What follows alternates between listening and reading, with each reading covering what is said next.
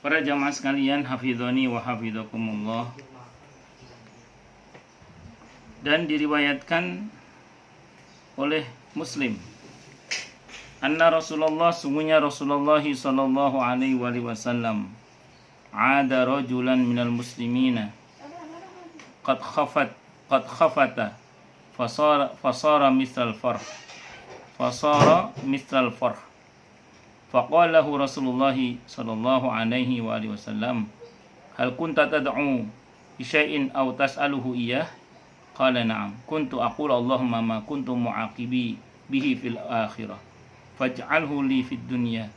Faqala Rasulullah sallallahu alaihi wasallam, subhanallah, la tutiquhu aw la tastati'uh, afala qulta Allahumma atina fid dunya hasanah wa fil akhirati hasanah wa qina adzabannar. Bahwa Rasulullah Muhammad sallallahu alaihi wasallam pergi menjenguk salah seorang laki-laki Islam yang badannya telah kurus kering, taubahnya bagi anak burung.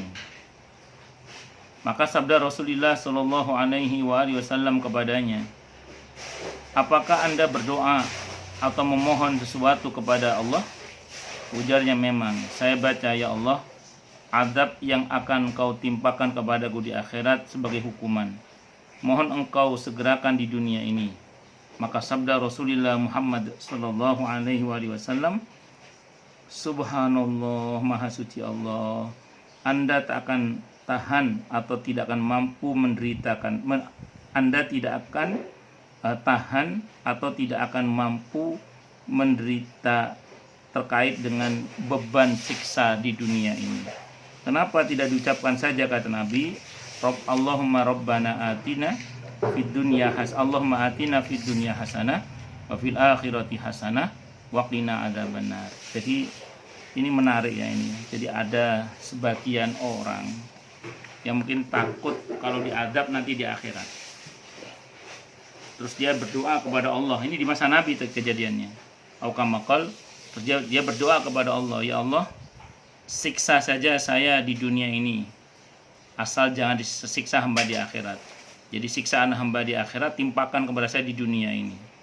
Akhirnya dia menderita sakit yang sangat parah, yang sampai membuat dia kurus kerontang itu.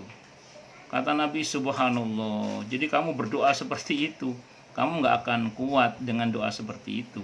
Kenapa kamu tidak berdoa, Rabbana atina fid dunya hasanah wa fil akhirati hasanah wa qina adzabannar. Allahumma atina fid dunya hasanah wa fil akhirati hasanah wa qina adzabannar. Jadi dalam Islam itu begini ya, mungkin siksa akhirat itu begitu mengerikan, tapi jangan kita berdoa dengan cara yang picik sesuai dengan pikiran kita, dengan mengatakan bahwa ya sudahlah, siksa saja di dunia, asal di akhirat jangan disiksa. Itu salah. Kenapa? Karena Allah itu berkuasa mengampuni dosa kita di akhirat nanti sehingga tidak mengadab kita, dan juga berkuasa mengampuni kita di dunia ini sehingga tidak perlu ngasih DP siksa di dunia ini. Lalu kenapa kita kok minta disiksa di dunia asal di akhirat tidak disiksa?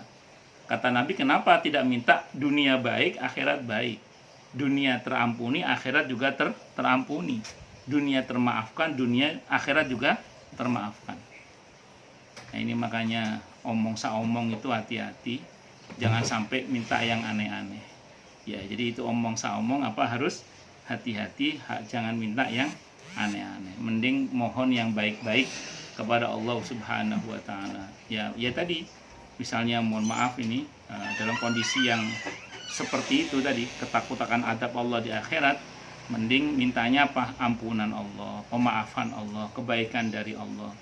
Bahkan para ulama itu tidak berani meminta kepada Allah keadilan Allah, itu nggak berani. Kan sering orang berkata, hamba mohon keadilanmu ya Allah, misalnya gitu ya. Itu para ulama nggak berani. Kenapa? Karena kalau Allah menurunkan keadilannya, habis kita ini. Kata para ulama, kalau Allah menurunkan sifat adilnya kepada kita, habis kita. Yang diminta oleh para ulama bukan keadilan Allah. Apa yang diminta oleh para ulama? Maha baiknya Allah.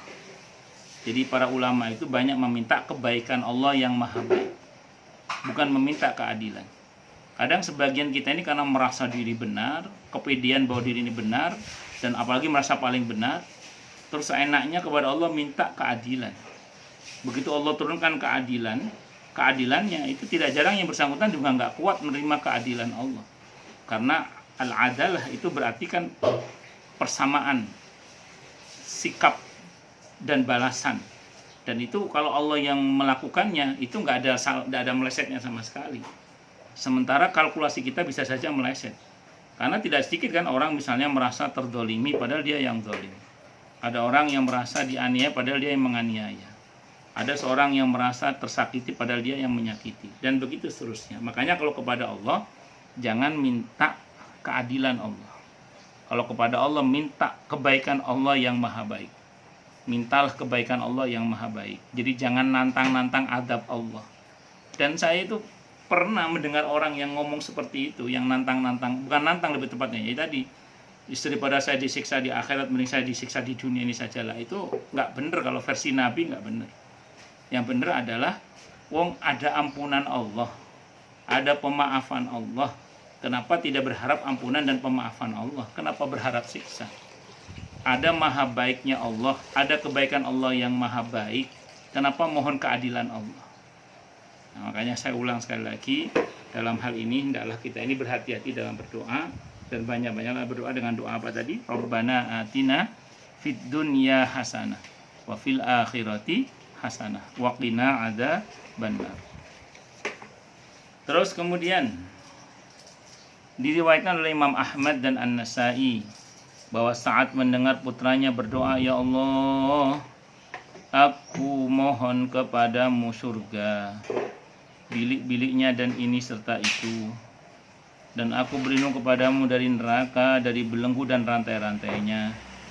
Maka kata Sa'ad, sungguh banyak sekali permintaanmu kepada Allah, dan tidak sedikit bencana yang kau minta dihindarkannya daripadamu. Dan saya dengar Rasulullah Muhammad sallallahu alaihi wasallam bersabda, sayakunu qaumun ya'duna fid du'ai bihasbika an taqul Allahumma inni as'aluka minal khairi kulli ma 'alimtu minhu wa ma lam a'lam wa a'udzu bika minasy syarri kulli ma 'alimtu minhu wa ma lam a'lam. Kata Sa'ad bin Abi Waqqas radhiyallahu an, beliau mengatakan Nabi Muhammad, saya mendengar Nabi Muhammad sallallahu alaihi wasallam bersabda yang artinya nanti akan muncul satu golongan yang berlebih-lebihan dalam berdoa. Ya tadi berdoa dengan rasanya tapi tanpa ditimbang dengan ilmu. Contohnya tadi itu, orang yang minta diadab di dunia asal jangan diadab di akhirat. Atau meminta nikmat di surga dengan merinci nikmat di dalamnya. Atau dengan memohon siksa, terbebas dari siksa neraka dengan rincian siksa di dalamnya. Sehingga kemudian kata Sa'ad, cukuplah, mengutip pernyataan Rasulullah Muhammad sallallahu alaihi wasallam, kata beliau, cukuplah bila kau ucapkan Allahumma inni as'aluka minal khairi kullihi ma 'alimtu minhu wa ma lam a'lam. Ya Allah, sesungguhnya hamba mohon kepadamu setiap kebaikan atau seluruh kebaikan yang hamba ketahui ataupun yang hamba tidak mengetahuinya. Wa a'udzubika, dan aku berlindung kepadamu ya Allah dari seluruh keburukan yang ma'alimtu minhu wa ma lam a'lam, yang hamba mengetahuinya dan yang hamba tidak mengetahuinya. Jadi hadis ini menunjukkan ya betapa doa dari Nabi itu singkat, padat.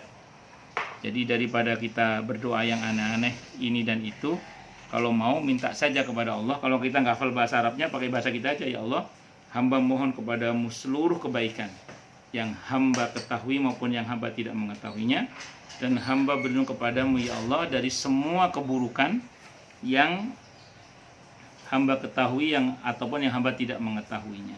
Itu doa yang sangat simpel sekali. Saya ulang ya, sebenarnya dalam Islam merinci doa itu bukan tidak boleh. Yang penting hati-hati saja. Dan memang apa-apa harus ditimbang dengan ilmu. Gak boleh sembarangan. Jadi apa-apa harus ditimbang dengan ilmu. Gak boleh sembarangan. Karena ada beberapa orang itu yang rincian doanya itu dikabulkan oleh Allah. Makanya terus kemudian hati-hati, jangan sampai kemudian kita ini kalau merinci doa dengan rincian-rincian yang aneh-aneh. Kalau khawatir mending yang singkat padat ini sajalah. Yaitu mohon kepada Allah seluruh kebaikan yang kita ketahui maupun yang kita tidak ketahui, dan berlindung kepada Allah dari semua keburukan baik yang kita ketahui maupun yang kita tidak mengetahuinya. Itu seperti itu. Ya pokoknya hati-hatilah. Kalau minta itu hati-hati. Allahu Akbar. Ada cerita, ini cuma cerita saja, ini hati-hati. Ini supaya kita berhati-hati dalam berdoa ya. Ada orang mohon pada Allah, ya Allah, hamba ini mohon padamu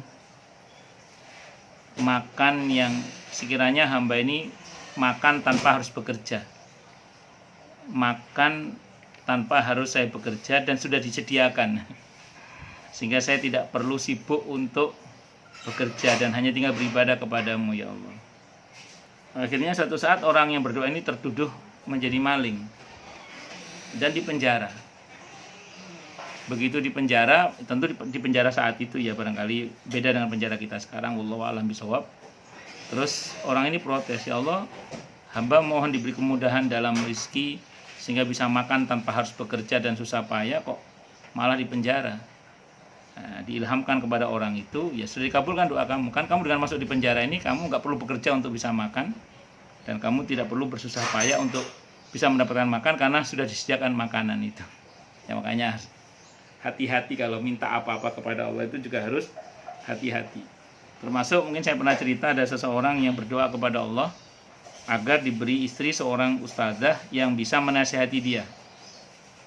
Satu saat setelah dapat dengan izin Allah istri seorang ustazah yang bisa menasihati dia, satu saat yang bersangkutan datang curhat tentang istrinya yang selalu menasihati dia sampai capek dia. Ternyata punya istri ustazah yang rajin menasihati itu capek juga kuping saya katanya. Terus saya sampaikan, ya doa sampean kurang, saya bilang gitu. Harusnya minta ustazah yang solihah, yang pengertian, yang tidak banyak, yang tidak asal bunyi dalam memberikan nasihat dan seterusnya. Tapi sebenarnya doa seperti merinci seperti itu juga kepanjangan menurut saya. Yang betul itu yang di Al-Furqan itu aja, ayat berapa itu? 74 itu. Rabbana hablana min azwajina wa dzurriyyatina qurrata a'yun waj'alna lil muttaqina imama. Itu seperti itu. Jadi doa yang simple, padat itu.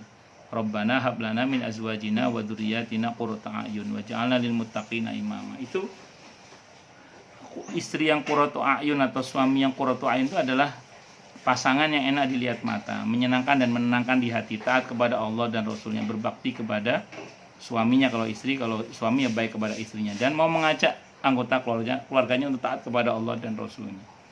Nah itu yang kita harapkan seperti itu. Makanya saya ulang ya, hati-hati kalau berdoa, sekiranya sudah ada terwakili dalam teks Quran maupun Sunnah, akan lebih baik kalau kita berdoa dengan doa-doa tersebut. Wallahu a'lam bishawab.